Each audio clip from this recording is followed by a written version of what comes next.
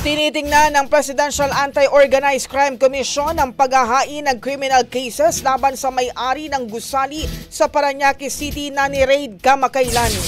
Sa Saturday News Forum sa Quezon City, sinabi ni PAOK Director and Spokesperson Winston Casio, target nila ang criminal and civil forfeiture para sa buong building dahil ang operasyon ng POGO ay nasa 4th, 5th, 6th at 7th floor.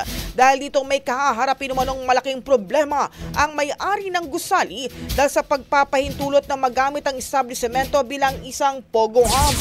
Maliban dyan, posible rin anyang maharap ito sa human trafficking case dahil sa pagpaparenta ng kanyang pasilidad para sa POGO operation sa nakalipas na buwan. Samantalang sinabi naman daw na may-ari na ipinagpawalang bahala nito ang mga red flags kasama na ang 20 million monthly lease payment. Honda Brigada. Ang bahaging ito ay hatid sa atin ng Power Cells Herbal Capsule. Tuldukan ang sakit dahil ikaw ang sandigan.